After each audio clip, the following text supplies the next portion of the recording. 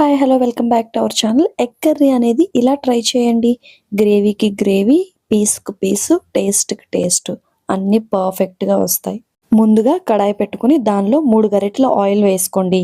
Oil heat అయిన తర్వాత చిన్నవి 2 దాల్చిన చెక్కలు, అలాగే 3 లవంగాలు, ఒక బిర్యానీ ఆకు వేసుకోండి. తర్వాత 1 స్పూన్ జీరాని వేసుకుని 4 మీడియం సైజు ఆనియన్స్‌ని తీసుకుని సన్నగా తరుక్కుని వేసుకోండి. ఆనియన్స్ వేశాక ఒక్కసారి కలపండి. ఆనియన్స్ కొంచెం కలర్ చేంజ్ అయిన తర్వాత 1 స్పూన్ అల్లం వెల్లుల్లి పేస్ట్ కూడా వేసుకోండి. అలాగే 4 పచ్చిమిర్చి, కొంచెం కరివేపాకును కూడా వేసుకోండి. వేసుకుని ఒక్కసారి కలుపుకోండి. తర్వాత 3 మీడియం సైజ్ టమాటోలను చిన్న ముక్కలుగా కట్ చేసుకుని వేసుకోండి.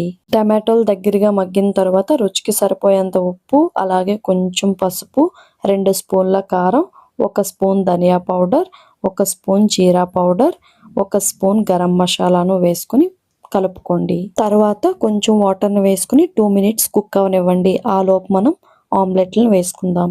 ఆమ్లెట్ వేసుకోవడం కోసం ఆయిల్ వేసుకుని ఆయిల్‌ని స్ప్రెడ్ చేసుకుని హీట్ అయిన తర్వాత ఒక ఎగ్‌ను పగలగొట్టుకొని వేసుకోండి. దానిపైన లైట్‌గా సాల్ట్, కారం స్ప్రింకిల్ చేసుకుని వేసుకోండి. ఆమ్లెట్ ఒకవైపు కలర్ చేంజ్ అయిన తర్వాత ఇంకో వైపు తిప్పుకొని తీసుకోండి. అలాగే మిగతా ఆమ్లెట్‌లను కూడా వేసుకోండి. ఆల్రెడీ కుక్ అయిన గ్రేవీలో ఈ ఆమ్లెట్‌లను వేసుకోండి. లైట్‌గా పైన చింతపండు పులుపుని కొంచెం వేసుకోండి. ఒక 2 మినిట్స్ మీడియం ఫ్లేమ్‌లో కుక్ చేసుకుని కొత్తిమీరని చల్లుకొని స్టవ్ ఆఫ్ చేసుకోండి. అంతే. Bye bye.